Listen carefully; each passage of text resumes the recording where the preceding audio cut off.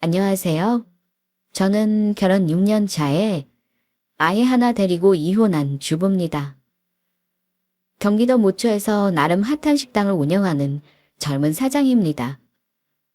여자 혼자 몸으로 식당 운영하는 일이 사실 쉽지만은 않네요. 하지만 친정엄마 도움을 간간히 받아가며 열심히 하고 있습니다. 오죽하면 어린아이까지 있는 여자가 이혼을 결심했을까 싶으시죠? 저는 시간 식구들에게 요즘 말로 호구 취급을 당했지만 내 새끼에게 아빠 자리를 지켜주고 가족이라는 울타리를 무너뜨리지 않으려고 참고 살며 노력했어요. 하지만 끝내 이혼했습니다. 말씀드리고 싶은 건 사람 본성은 절대 변하지 않는다는 것. 그러니 차원을 참고 기다려봤자 내 아까운 시간만 손해라는 사실입니다. 유일하게 후회하는 것이 있다면 조금 더 일찍 이혼했다면 어땠을까 하는 거네요. 남편과 저는 연애를 오래 하지는 않았습니다. 저는 이 동네에서 부모님이 30년 넘게 산 토박이이고 엄마가 운영하던 식당을 물려받아 하고 있어요. 결혼 전에 저는 잠깐 직장을 다녔었는데 거기서 남편을 소개로 만났습니다. 남편은 주류 업체에서 운전직으로 일하고 있었어요. 나놓고 말해 조건으로만 보면 연애할 때 남편은 결혼 상대자로 100점은 아니었습니다. 하지만 다른 건 몰라도 성실하고 거짓 없는 순수한 사람으로 생각했습니다. 만나면 만날수록 뭐랄까요? 순박하고 여자도 잘 모르는 순진한 모습이 좋았어요. 결혼하자고 할 때 다른 건 하나도 안 보고 사람 하나만 봤습니다. 저희 친정은 아빠가 안 계시지만 식당 운영하시는 엄마 덕분에 먹고 살만한 반면 예비시댁은 그 당시 형편이 좋지 않았고 남편 말만 들어보면 사실 전혀 결혼할 만한 여건은 아니었어요. 하지만 나이가 이미 35이 훌쩍 넘었던 남편은 무슨 일이 있어도 저를 고생시킬 일은 없을 거라고 약속했고 우리 친정 엄마에게도 참 잘했습니다. 주말에는 우리 엄마 가게에 와서 팔을 걷어붙이고 일을 도울 정도로 엄마에게 잘 보려고 갖은 노력을 했습니다. 사실은 엄마가 처음에 우리 신랑을 마음에 들어 하지는 않았습니다. 그도 그럴 것이 엄마에게 저는 무남동녀 외동딸인데다 웬 시커먼 놈이 와서 갑자기 사이가 되겠다고 하니 처음에는 당황하셨어요. 모든 딸 가진 엄마가 왜 사위 욕심이 없겠습니까? 우리 친정 엄마도 아빠는 없을지언정 곱게 키운 외동딸 좋은 자리에 시집 보내고 싶어 하셨어요.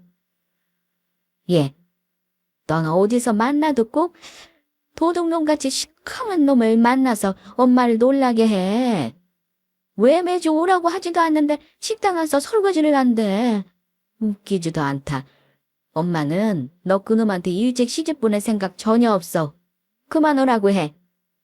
나중에 조식으로 인사드리자고 했는데 막무가내인 너 어떡해. 그냥 적당히 받아줘 엄마. 근데 나한테 잘해주고 정말 고생 안 시킬 사람이야. 그거 하나는 약속하겠대. 너는 결혼 전에 남자가 하는 말이 뭐 전부 진심인 줄 아니. 딱 보니 너랑 결혼하면 편하게 살겠다 싶어서 승부 거는 거지. 엄마는 적번이 알겠구먼. 네가 순진해서 남자를 모르네. 연애를 많이 해봐야 보는 눈도 생기는 거야. 만난 지 아직 1년도 안 됐다며. 감정 짓지 말고 사람 만나보고 아니다 싶으면 그만둬. 엄마는 아무래도 결혼이 현실이라며 제가 형편 좋은 집에 제대로 시집가기를 바라신 것 같아요. 엄마는 우리 동네에서 식당을 20년 넘게 운영하셨습니다. 원래 아빠 살아계실 때 같이 하셨지만 돌아가시고 나서는 엄마가 혼자 하시면서 근처 사는 이모 도움을 받고 있어요. 저도 고등학교 때부터 엄마 바쁠 때는 방학 때 간혹 식당 일을 도와드리기도 했고요. 나름 엄마 식당 이름 되면 동네 맛집이라고 단골들 사이에서나 유명한 정도였어요. 사실 동네 식당이 그렇죠. 인테리어도 오래됐고 메뉴도 그대로고요. 엄마가 가격을 안 올리겠다고 몇 년 동안 엄청 고전을 하셨는데 재료값이 천년부지로 뛰는 통에 작년에서야 모든 메뉴를 1,000원씩 올렸네요. 그것도 제가 엄마한테 올려야 한다. 요즘 10,000원도 안 하는 메뉴로 살아남기 어렵다고 난리쳐서 겨우 올린 겁니다. 암튼 엄마는 그 당시 장사가 체력적으로 힘들어서 탄상 유지만 하는 정도로 만족한다며 더 손님 몰리는 것도 싫다고 하시더라고요. 남편은 제가 식당 하는 집 딸이라고 했을 때 듣자마자 바로 결혼하자고 저에게 조르던 시기에 남편이 슬쩍 우리 엄마 식당에 대해 물어본 적이 있었습니다. 근데 장모님 하는 식당 말이야. 월 매출이 얼마나 돼? 월에 1,000만 원은 남으려나? 글쎄, 나도 정확히는 몰라. 이모랑 홀서빙 월급 주고나면 뭐 직장의 월급보단 조금 더 남는 수준이겠지. 워낙 엄마가 식당 메뉴가 저렴해서. 재료값 빼면 남는 것도 얼마 없을걸? 어쨌든 매달 안정적인 매출이 나온다는 게 중요하지. 네가 외도이니까 언젠가는 장모님 가게 물려받아서 해야 하지 않을까? 엄마 가게 매출이며 제가 물려받아서 언젠가는 운영을 해야 한다는 말을 종종 했는데 뭐 그거야 물어볼 수 있는 거라 생각합니다. 그런데 종종 시답잖은 얘기를 한 적도 있어요. 나중에 결혼해서 제가 엄마 가게 물려받으면 자기는 매출 관리를 해주고 싶다나요? 직장인들의 로망은 사업 아니겠냐면서 자기랑 엄마 가게를 한번 크게 만들어보자는 소리도 했습니다. 그때는 웃어넘기고 말았는데 그냥 하는 소리가 아니었던가 봐요. 식당 일이 뭐 쉬운 줄 알아? 나는 요리 솜씨도 없고 엄마처럼 할 자신 없어. 얼마나 부지런해야 되는데. 사람들 입맛이 얼마나 무서운데 맛 조금만 변해봐. 예전하고 달라졌다고 다시는 안 찾더라. 원래 단골 많은 식당이 변하면 더 빨리 망하는 법이야. 저는 엄마의 요리나 장사에 소질이 없다고 생각했기 때문에 엄마 식당이 잘 된다고 해도 물려받을 생각이 없었습니다. 혹여 제가 어설프게 운영했다가 엄마가 그동안 열심히 일궈온 식당 이름에 먹칠을 하면 어쩌나 하는 고민도 있었어요. 하지만 남편은 언젠가는 제가 엄마 식당을 물려받아야 하지 않겠냐는 말을 자주 했습니다. 그리고 엄마에게 잘 보이려는지 결혼 허락을 맡겠다면서 주말마다 엄마 식당에 출근 도장을 찍으며 일을 돕더라고요. 결국 나중에는 엄마가 두 손도 말 다 들었고 저 마음고생 시키지 않겠다고 단단히 다짐받은 후 결혼을 허락하셨습니다. 저는 우리 엄마만 결혼 허락하시면 시댁은 아무 문제 없을 줄 알았어요. 남편 하는 말 들어보면 시댁에서는 해주는 것도 없지만 바라는 것도 없을 거라고 했습니다. 우리 누나는 둘 다 시집갔으니 나한테 간섭할 일 전혀 없고 우리 엄마도 나 하고 싶은 대로 결혼하래. 네가 나랑 결혼해줘서 고맙다고 하시더라. 언제 인사 갈까? 우리 집에서는 너 몸만 와도 된다쇼. 시댁에서는 우리 엄마 결혼 허락이 떨어지자마자 결혼을 서둘렀습니다. 그렇다고 남편이 뭐 하나 준비가 된 건 아니었어요. 돈을 많이 모아놓지도 않았고요. 저는 결혼을 하도 조르길래 단칸방이라도 하나 마련해 놓은 줄만 알았는데 알고 보니 35해 되는 동안 모아놓은 돈은 단돈 6천만 원. 그것도 자기 엄마한테 생활비 들이다가 결혼자금 모으겠다고 선언하고 안 드리게 되면서 모은 거라고 했습니다. 저도 6천만 원이 작은 돈 아니라는 걸 압니다. 하지만 제가 32에 1억 넘게 모아놓았고 대출을 끼긴 했지만 작은 평수 빌라까지 마련해 놓은 거에 비해 너무 일어놓은 게 없구나 싶었습니다. 오히려 남편은 우리 엄마가 뭘 해주시는 거 없냐며 대놓고 물어보기도 했어요. 자기 집은 아예 처음부터 받을 게 없다는 식으로 옷을 박아놓았고 대출받아 결혼할 생각도 없으며 무조건 가진 돈 예산 안에서 결혼할 거라고 하더군요. 만약 내가 돈이 없었으면 어쩔 뻔했냐고 하니까 그러면 당분간 자기 엄마 집에서 합가해서 살자고 할 생각이었답니다. 돈 아끼려면 차라리 몇 년간은 부모랑 같이 사는 게 현명하잖아요. 하지만 신혼살림부터 시어머니와 합가하고 싶은 여자가 있을까요? 친정엄마한테 말 꺼내면 당장 결혼 물으라고 할 게 뻔해서 얘기도 못 꺼냈습니다. 사실 엄마가 처음부터 남편을 마음에 들어 하지 않기도 했고 엄마 눈에 눈물 나게 하면서 하는 결혼인데 솔직히 엄마한테 죄송했습니다. 그래서 시댁에서 이런저런 요구받는 결혼은 하고 싶지 않았습니다. 남편이 받는 것이 없으니 저도 그만 해가고 싶었어요. 그런데 결혼 준비하면서 뜻밖의 복병이 10월대에 있다는 걸 알게 되었습니다. 그 복병은 다름 아닌 시누이였어요. 시어머니도 시어머니지만 남편의 누나 2명 중 둘째 시누이가 문제였습니다. 첫째 시누이는 저보다 10살이 넘게 많았고 둘째 시누이가 저보다 5살이 위였습니다. 나이가 많고 결혼까지 했음에도 유독 둘째 시누이는 저를 달가워하지 않았습니다. 연애 때는 한 번도 본 적 없었고 결혼 준비하면서 얼굴 보고 지낸 정도인데 우리 결혼 문제에 온갖 간섭을 했어요. 마치 자기가 시어머니처럼요. 문제는 시누이가 시어머니가 짝짝꿍이 잘 맞아서 어머니는 아무 생각 없이 있다가 시누이에게 얘기를 들으면 그런가 보다 하고 저에게 말도 안 되는 요구를 했습니다. 자기 결혼할 때는 이런 게 유행이었고 자기는 아내 와서 후회하는 게 있으니 우리는 이렇게 했으면 좋겠다며 훈수 문제와 예단 문제를 간섭했습니다. 저는 제가 아쉬워하는 결혼이 아니었기 때문에 시댁에서도 바라는 거 없이 잘해주실 줄 알았습니다. 제가 엄마에게 솔직히 말을 안 해서 그렇지 중간중간 결혼을 때려치울까 생각한 순간이 좀 있었어요. 제가 사나운 집에서 신혼집도 차리는데 뭘 그리 많이 바라시는지 예물 간단히 해준다셔서 예단도 돌려받는 거 없이 500 정도 한다고 했다가 시누이들이 난리쳤다는 말을 들었습니다. 없는 집도 아닌데 아낀다면서요. 그래도 예단 문제는 남편은 중간에서 어찌어찌 누나들 물리쳤는지 제 생각대로 했는데요. 그 일로 시누이에게 제가 미운 털이 단단히 박혔던 것 같습니다. 자기 집안을 무시해서 더 많이 해올 수 있는데 일부러 안 해온다고 여기면서 누나들이 저를 엄청 얄미워한 거죠. 시댁에서는 있는 집에서 바리바리 안 해온다고 자기 아들 무시하는 거 아니냐고 했다더라고요. 저는 이 말을 시누이 입을 통해 들었습니다. 아마 결혼 한 달도 안 남겨놨을 때였어요. 저를 유독 미워하던 둘째 시누이가 그러더라고요. 옳게.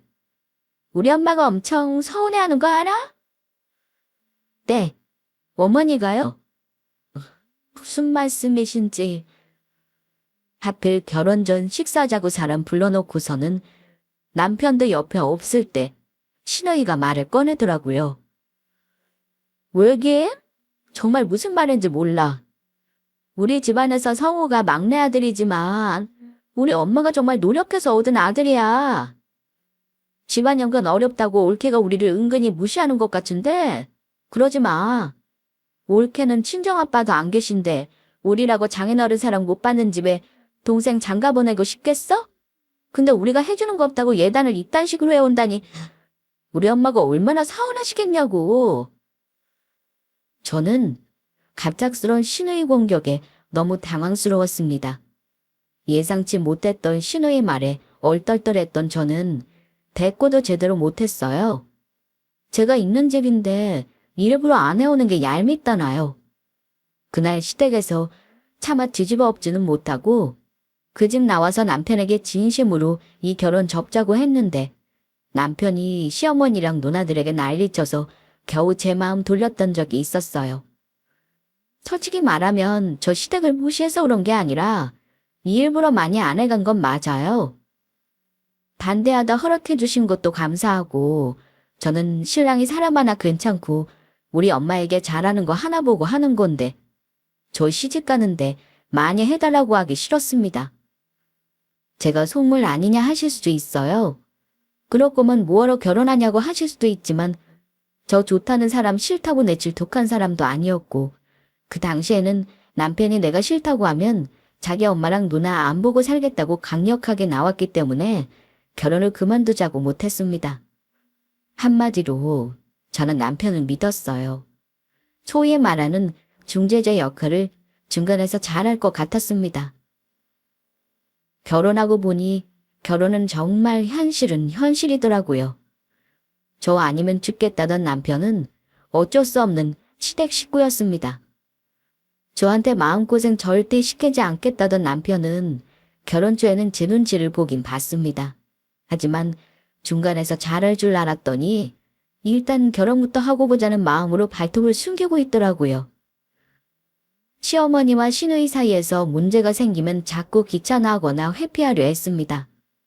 아이 낳기 전에는 제가 어머니나 시누이에게 시달릴 때 곧잘 편을 들어주더니만 아이를 낳고 나서는 이제 우리 식구 되었으니 더 이상 시모나 시누이들에게 불만 갖지 말고 트러블 없이 우리 식구에 동화해서 살았으면 한다더군요. 저는 결혼하고 나서 시댁에 잘하려고 나름의 노력을 했습니다. 하지만 매번 돌아오는 소리는 이건 이렇게 해야 하고 저건 저렇게 해야 한다는 간섭이었습니다. 저는 시어머니에게 성격상 먼저 애교 부리고 말 걸고 못하지만 잘하려고 노력해왔고 먼저 말 걸어주시면 상냥하게 잘해왔어요. 게다가 시누이는 자격지심이나 남동생을 뺏긴 질투로 넘기기엔 매번 선 넘는 말을 아무렇지 않게 했습니다. 듣고 있다 보면 저랑 저희 친정엄마 무시하는 바람도 서슴지 않고요. 잘 사는 집 딸인 척하면서 해온 것도 없는데 결혼하고 보니까 더 자기 동생이 아깝다는 발언도 들어봤네요. 뭐 사건이야 많았지만 특히 신혼 때나 아이 낳고 얼마 안 되었을 때는 남편이 저에게 꼼짝 못하는 모습을 보이면 저를 죽일 듯이 노려봤습니다. 그냥 자기 동생이 저를 챙기는 게 꼴보기 싫었던 것 같아요. 첫째 시누이는 자주 안 보고 사니 그렇다 쳐도 가까이 사는 둘째 신우가 성격이 그야말로 좀 지랄 같았습니다. 제가 시집 와서 보니 시어머니도 시누이에 꼼짝 못했어요. 왜 저리 결혼한 사람이 친정에 자주 오나 했더니 알고 보니 시누이가 자기 남편이랑 사이도 안 좋았습니다. 하긴 그 성질머리를 감당할 남자가 누가 있겠나 싶었어요. 시누이도 아이가 있었는데 남자아이고 신우도 아이를 늦게 낳아서 유치원에 다니고 있었습니다. 근데 조카아이가 시누이 못된 성질머리를 아예 빼다 박아서는 아주 보통이 아니었습니다. 저는 딸이라 더 적응이 안 되더라고요. 아들인 거 감안해도 초등학교나 된 녀석이 기본생활 습관이 안 되었는지 가끔 만나면 정신도 하나도 없고 지나간 자리는 전쟁터예요.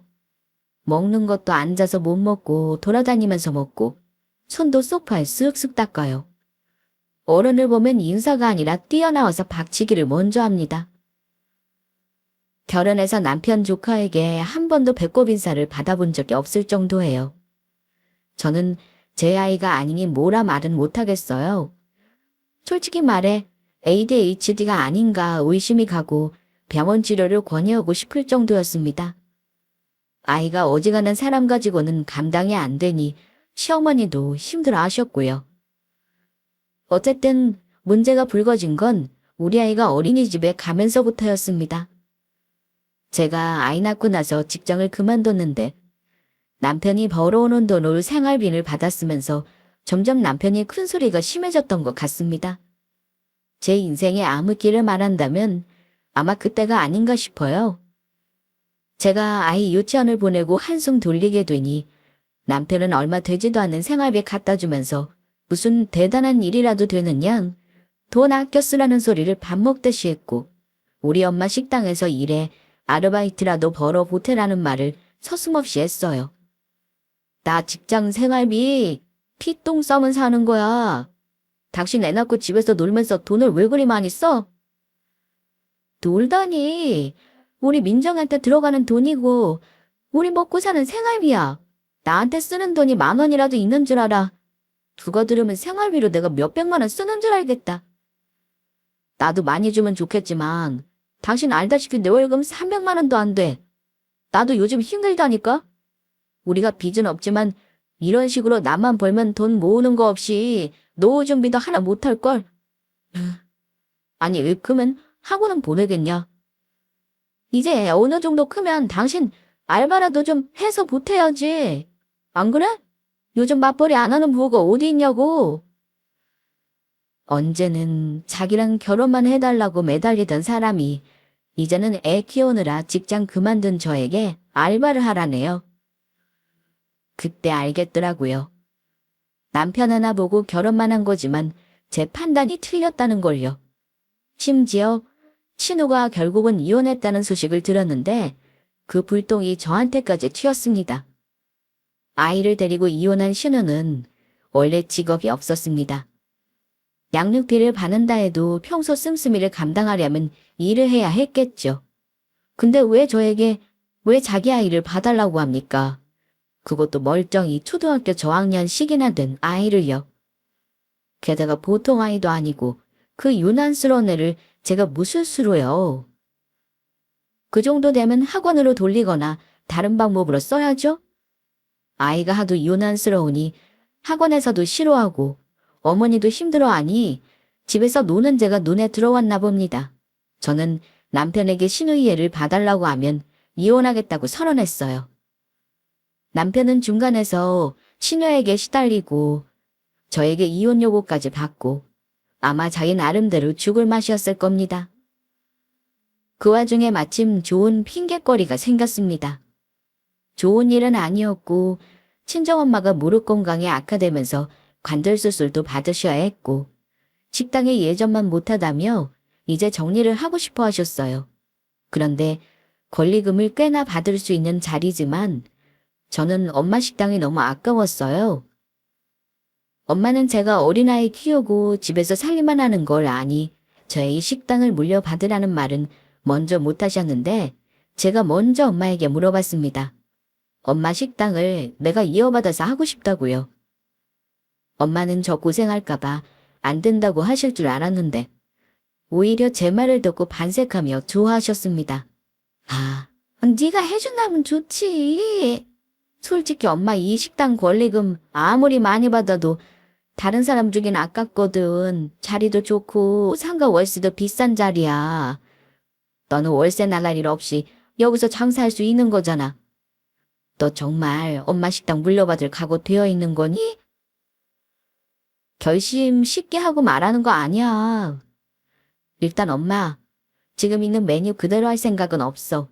내가 하게 되면 인테리어부터 싹 다 고치고 다시 시작할 건데 괜찮지? 물론 엄마가 단골이 많은 만큼 레시피를 그대로 물려받아 운영하는 방법도 있겠지만 제가 그동안 엄마 식당에서 가끔 곁눈질로 배운 솜씨로는 엄마를 죽었다 깨어나도 따라갈 수 없을 것 같았습니다. 그래서 결정한 것이 요즘 핫한 프랜차이즈를 계약하는 방법이었습니다. 물론 기본적으로 식당 일을 어느 정도 하고 음식을 해본 사람이 식당을 해야 잘한다고 생각해요. 다행히 저는 고등학교 때부터 엄마 일을 도운 미천이 있었습니다. 도움이 될까 싶었는데 막상 식당 일을 결정하고 추진하면서 아이디어가 막 샘솟았습니다. 한 번 할 때 제대로 하자는 생각에 저 퇴직할 때 받은 퇴직금 고이 예금에 묶어둔 거 깨서 인테리어도 다시 하고 계약도 했습니다. 엄마 가게 자리는 그대로였지만 오랜 세월 거치면서 주변 상권도 많이 변했거든요. 다행히 역세권이라 조그만 입소문 나면 될 것 같은 느낌이 있었습니다. 그래서 제가 엄마 식당을 재오픈하면서 그 소리가 시어머니와 시누이에게도 들어갔는지 두릉두릉 뭔가 발동을 걸기 시작하더라고요. 가게 이름이 뭔지 거기 서빙하는 직원이나 카운터 직원은 필요 없는지를 물어보는 꿍꿍이가 뭘까요? 뻔하죠. 뭐라도 자기들한테 떨어지는 게 없나 싶어 기웃거리는 거 아니겠어요? 저는 사전에 남편에게 단단히 당부해 놓았습니다. 내가 엄마 식당 물려받는 거 가지고 감나라 배나라 하면 당신도 피곤한 일 생길 줄 알아? 우리 엄마가 나 안 도와주셨으면 절대 할 수 있는 일 아닌 거 당신도 알지? 제발 부탁인데 당신 누나랑 어머니 나 좀 가만 놔두라고 해줘. 알았어. 당신이 무슨 걱정하는지 알지만 우리 누나랑 엄마가 뭐 당신한테 대단하거나 바라고 그래? 도와줄 부분이 있는지 궁금해서 그러시는 거잖아. 도움 필요한 사람이 말하지도 않는데 무슨 도움? 암튼 나는 당신 어머니랑 누나가 우리 엄마 식당 일까지 간섭하는 건 싫어. 식당 오픈을 2번이나 미뤄가며 저 정말 준비 많이 했어요. 친정엄마는 무릎 수술로 회복하는 와중에도 식당이 걱정되셨는지 여러 가지로 도와주려 하셨고요. 식당 오픈하고 처음에는 매출 욕심을 내지 않았습니다. 남는 거 없어도 무조건 식당 입소문을 위해 재료 최상으로 쓰고 직원도 아르바이트비 아끼지 않고 써서 서비스 잘하려고 노력했어요. 엄마는 저녁 장사는 거의 안 하셨지만 저는 저녁 장사도 했습니다.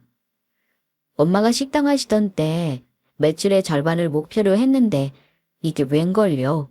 오픈 때부터 그야말로 대박이 났습니다. 젊은 사람들 취향에 맞는 인테리어와 메뉴가 정말 적중했는지 첫 달부터 줄 서는 집으로 소문나기 시작했어요. 엄마가 하시던 거 반만 따라가도 성공이라고 생각했는데 저도 놀랄 만큼 예상 밖이었죠. 바쁠 거라는 건 당연히 예상했지만 오픈 이후부터 저는 하루에 5시간 이상은 자본 적이 없을 정도로 바쁜 시간을 보냈습니다. 식당 일이 바쁘니까 좋은 게 시댁에도 이런저런 핑계대기 좋더라고요. 예전에 집에 있을 때는 시어머니 잔소리에 신호 간섭에 애 봐달라는 소리까지 듣던 제가 엄마 식당 물려받아 대박을 치니 시어머니도 아무 말 못했습니다. 남편이 외벌이 할 때는 용돈도 제대로 못 드렸는데 제가 매달 100만 원씩 드리니까 더 아무 말 못하셨어요. 게다가 남편도 덩달아 장사가 잘 되니 맨날 기분이 좋은지 콧노래를 부르고 다녔어요. 주말에 장사 바쁠 때는 남편이 나와서 일을 도와주기도 했는데 제가 괜찮다고 해도 나와서 매출 확인을 하며 아주 신나하더라고요. 웃긴 건 돈 셀 줄이나 알지 뭐 하나 걷어붙이고 도와주는 건 없었습니다. 예전 결혼 전에는 그렇게 두 발 걷어붙이고 설거지도 잘하던 사람이었는데 전혀 안 하고 돈만 세더라고요.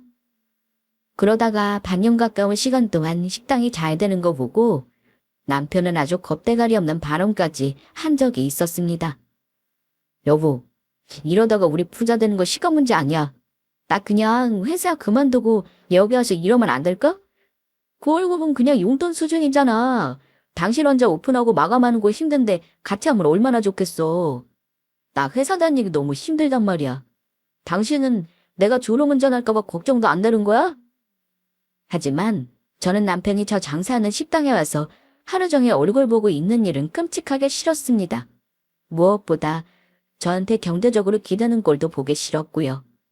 저 일 안 하고 쉬는 동안 생활비 주면서 생색내고 돈 아껴 쓰라던 사람이 직장을 그만두겠다니까 얼마나 얄미웠는지 몰라요.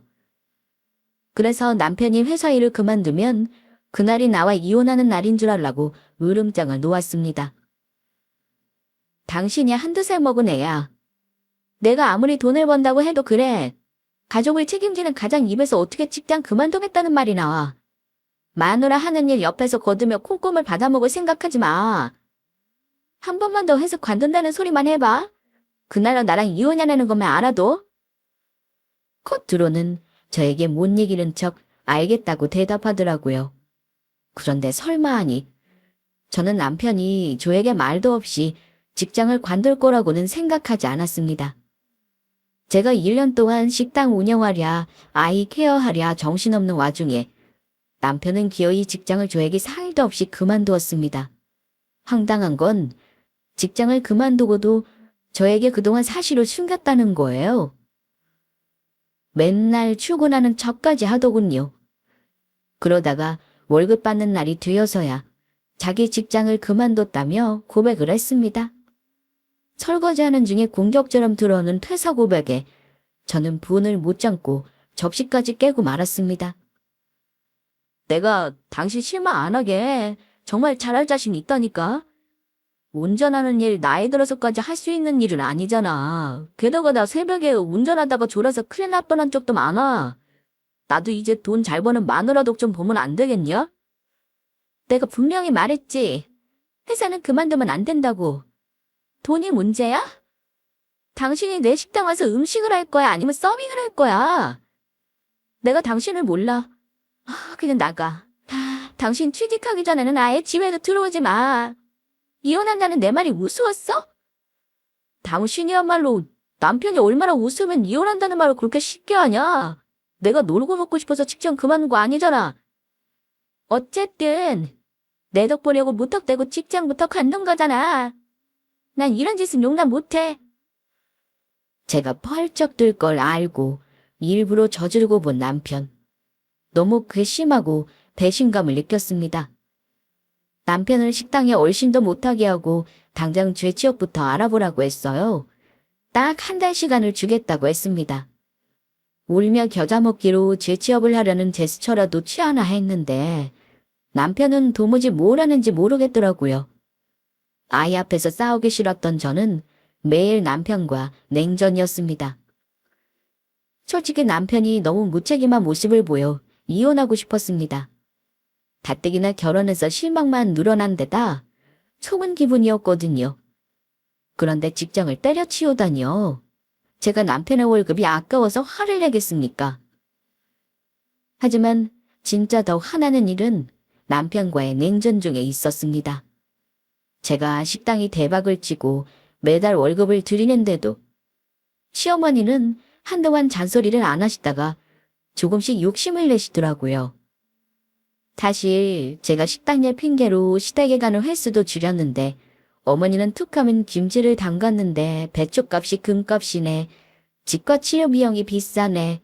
옷을 백화점에서 사 입어야 하는 나이가 됐다네. 어쩌네 하면서 저에게 돈을 더 달라는 말을 했습니다. 싫다고 안 드릴 수도 없는 노릇이라 그동안 용돈 외에도 달라는 대로 도움을 드렸어요. 그런데 남편이 직장 관두고 나서 또 연락이 왔을 때는 짜증이 먼저 나더라고요. 왜 이놈의 집안에서는 도대체 남편이고 가족이고 전부 나한테 못 빼먹을 생각만 하는지 말입니다. 결정적으로 제가 이혼을 생각하게 된 사건은 그점 시어머니의 얼토당토하는 요구를 듣고 나서였습니다. 주말 장사하고 월요일에 하루 쉬는 날 갑자기 할 말이 있다며 우리 집에 직접 오신다길래 제가 집에 있는 남편부터 내보냈어요. 아직은 어머니에게 남편이 직접 그만둔 얘기를 하고 싶지 않았습니다. 무슨 할 말이 있어서 나 쉬는 날 굳이 보자고 하시나 했는데 황당한 건 나를 그렇게나 미워하던 둘째 시누이도 함께였습니다. 당연히 과일 하나 사들고 오지 않고 빈손으로 오셨더라고요. 부탁을 할 거면 뭐 하나라도 사들고 오는 게 예의인데 두 사람 다 도끼 어린 눈을 하고 와서는 다짜고짜 저에게 황당한 요구를 하시더라고요. 어머니, 형님, 무슨 할 말이길래 이렇게 이른 시간에 오신 거예요? 너 쉬는 날이 아니면 얼굴 보기 힘든 이렇게 온 거 아니냐. 내가 부탁 하나만 하자. 민정엄마, 너 식당이 아주 대박이라지? 이제 1년 정도 지나고 자리도 잘 잡은 거 같은데 내 말 맞지? 매출이 혹시 얼마나 되는 거냐? 근데 두 분 다 제 식당 매출이 왜 궁금하세요, 어머니? 저 벌만큼 벌지만 나가는 돈도 그만큼 많은데요. 맨날 애 맡기고 고군분투하는 거 안 보이세요?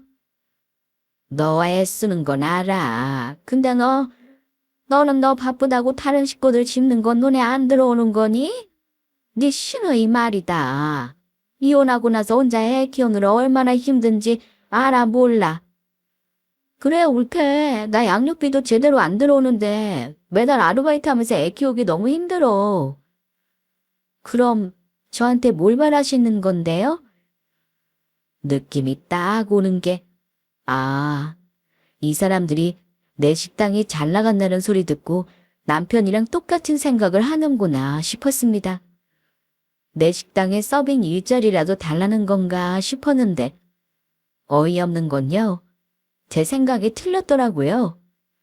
일자리가 아니라 두어모녀는 더한 걸 바랬습니다. 예, 뭐겠니? 네 신호 앞으로 그동안 번 돈 투자해서 체인점 하나 더 내줘라. 돈 벌면 너한테도 매달 갚으라고 할 거니까 그리 알고 분점식으로 하나 차려줘.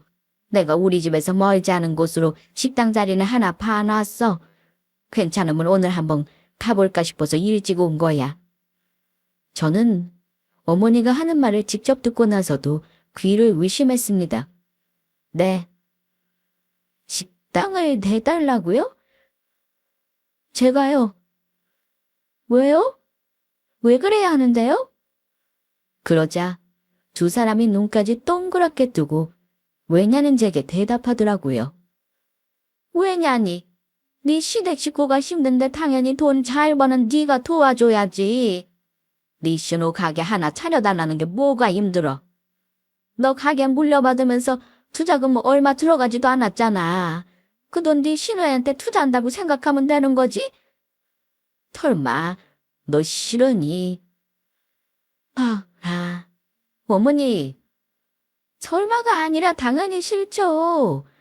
형님이 저한테 월세 주실 거예요? 아님 저한테 월급 받겠다고 가게 내달라는 거냐고요. 이런 도둑놈 심보가 어디 있어요? 뭐 도둑놈? 옳게 말 다 했어? 지금 누구더러 도둑놈이래. 골키가 뭐 그렇게 대단하게 돈 벌어. 신우이가 발끈하자 어머니는 일단 신우이를 제지했습니다. 넌 일 그르치지 말고 가만히 있어. 미야. 식당을 차려주기 싫다고 했니? 좋다. 식당 차려주기 싫으면 차라리 월 500만 원씩 줘. 그럼 내가 더 말 안 하고 가마.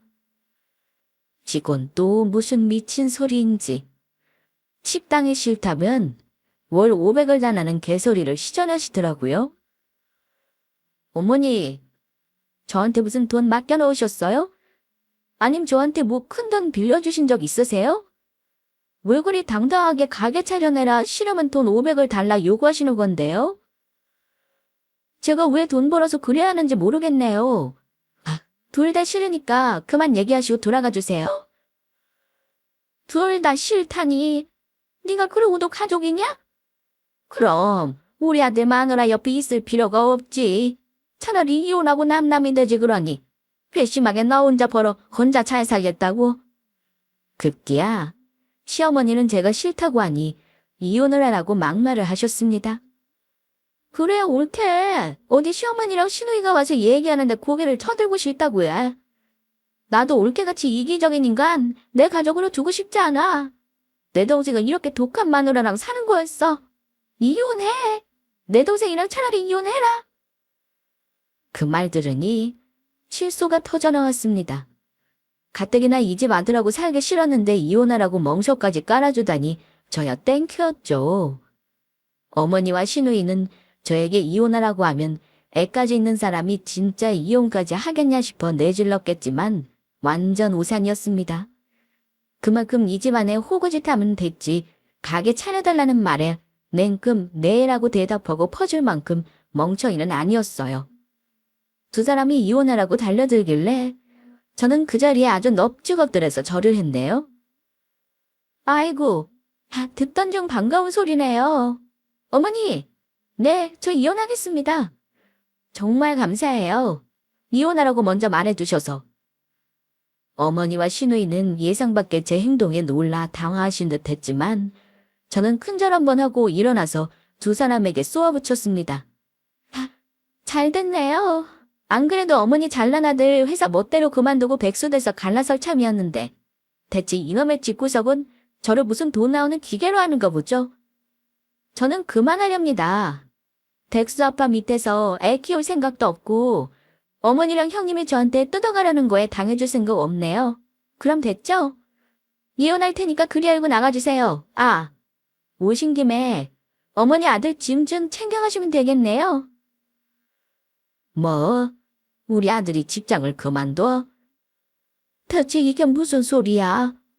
그럴 리가. 우리 아들이 왜 멀쩡한 직장을 관뒀다는 거냐? 어머니 잘난 아들이 저 식당 잘 되니까 덕보겠다고 직장을 때려치웠다니까요. 아들한테 직접 확인하세요. 그리고 이혼은 먼저 하라고 해주셔서 고맙습니다. 턱이 이혼할 거니까 위자료나 재산분할 따위 없는 거 아시죠? 제가 이혼하겠다고 눈 하나 깜짝 안 하고 대들자 어머니와 시누이는 당황하면서 나중에 얘기하자고 다급하게 돌아가더라고요. 아마 시어머니와 시누이는 바로 남편에게 전화를 했나 봅니다. 잠시 나가 있던 남편놈은 어머니 전화를 받고 놀라서 시댁으로 갔던 모양이에요. 저는 몰랐는데 반나절 지나 씩씩거리며 남편이 들어왔더군요. 저에게 납작 엎드려 빌었습니다. 그러면서 하는 말이 자기가 어머니랑 누나한테 찾아가서 뒤집어 엎고 했답니다. 여보, 나 지금 어머니 댁 다녀오는 길이야. 이 얘기 들었는데 우리 엄마랑 누나가 당신한테 황당한 요구한 거 내가 집어치우라고 하고 오는 길이야. 당신 정말 나랑 이혼할 거 아니지? 우리 엄마가 없었던 일로 해달라쇼. 그러니까 마음 풀어. 한두 번도 아니고 나는 이제 당신 식구한테 지친다. 당신 회사 마음대로 관두고 와서 나한테 빌붙는 것도 짜증나고 식당 차려내라는 시어머니도 싫어. 당신 시누이는 뭔데? 나한테 무슨 돈 맡겨놨니? 없었던 일이고 나발이고 있었던 일이라서 잊을 수가 없겠네. 당신 어머니가 나한테 먼저 이혼하라고 하셨다는 건 알지? 나 두말하기 싫은 사람이야. 조용히 우리 갈라서자. 애는 내가 키울 테니까 당신은 몸만 나가. 여보, 제발 용서해줘. 내가 내일 당장 우리 엄마랑 누나더러 직접 와서 사과하라고 할게. 우리 민정이를 어쩌고. 당신 민정이가 아빠 없는 자식이라는 소리 듣고 자라면 좋겠어? 저는 이미 이혼하겠다는 결심이 선 상태였고 남편은 서슬퍼런 제 모습에 질려 싹싹 빌었습니다. 하지만 사람 마음이 참 그렇더라고요. 예전에 집에서 애만 키울 때는 소심하고 세상이 두려웠는데 장사를 하면서 배포가 커진 건지 이혼이 별로 두렵지 않았습니다. 이혼 뭐 그까짓 게 대수인가. 내가 벌어 애 누구보다 잘 키우면 되지 않나 싶었습니다. 그리고 남편 사과도 진정성이 느껴지지 않았습니다. 지금이야 제가 돈을 잘 벌고 자기는 백수 신세니 어떻게든 저에게 붙어 있어야겠다 싶었겠죠. 시간이 지나면 또 본래본성 드러낼 게 뻔했고 저는 그때마다 속 터지기 싫었습니다. 미안한데 우리는 더 이상 부부로 못 살 것 같아. 당신은 직장 관두면서도 나한테 상의 하나 없던 사람이고 결혼 전 약속도 하나도 안 지킨 사람이야. 이혼 소송당해서 위자료까지 물어줄 거 아니면 조용히 도장 찍고 끝내자. 남편과 저는 그날로 별거를 시작해 결국 각자의 길을 가기로 하고 이혼 서류에 도장을 찍었습니다. 물론 이혼 직전까지 시어머니와 신우는 저에게 화를 내기도 하고 달래기도 하고 참 별 난리를 다 치긴 했습니다만 당사자 둘이 이혼하겠다는데 본인들이 어쩔 도리가 없었을 겁니다. 결국은 이혼을 하게 되니까 나중에는 얻어갈 돈이 없는지 계산 확실히 하라길래 계산 확실히 해서 그동안 내가 드린 용돈 이자부터 받겠다 했죠. 그랬더니 갑자기 연락을 딱 끊어버리더라고요. 딱 떼어내기 좋은 유형의 사람들이죠. 아무튼 남편놈과 저는 아이 때문에 3개월의 숙려기간을 거쳐 결국은 작년에 이혼했고요. 저는 아이와 친정엄마와 같이 지내고 있어요. 여전히 식당 일은 바쁘지만 나 괴롭히는 시모와 시누이가 없으니 속은 후련합니다. 사실 저도 이혼 서류에 도장을 찍고 혼자 있기까지 수없이 마음속으로 갈팡질팡하긴 했지만 결국에는 이혼하길 잘했다는 생각이 들어요. 만약 제가 그 인간과 계속 살았더라면 저는 평생 시댁 식구들의 ATM 역할만 했을 겁니다. 저는 식당을 운영하며 매일 반복된 삶을 살고 있지만 스트레스가 없다는 사실만으로도 사는 게 너무 행복합니다. 이혼해보니 별거 아니네요. 아이가 있는 저도 이혼했는데 스트레스 참고 살다가 병 생기지 말고 결혼 생활 아니다 싶으면 전 이혼하는 거 말리고 싶지 않습니다. 워낙 이혼은 삶이 좋아서요. 역시 대한민국에서 결혼한 여자는 힘든 삶을 사는 존재인 건 결혼제도라는 자체가 참 싫어지네요. 인생 짧으니 후회 없이 살라는 말씀을 마지막으로 전하며 오늘은 이만 여기까지 하고 다음에 또 찾아뵙도록 하겠습니다. 끝까지 들어주셔서 감사합니다.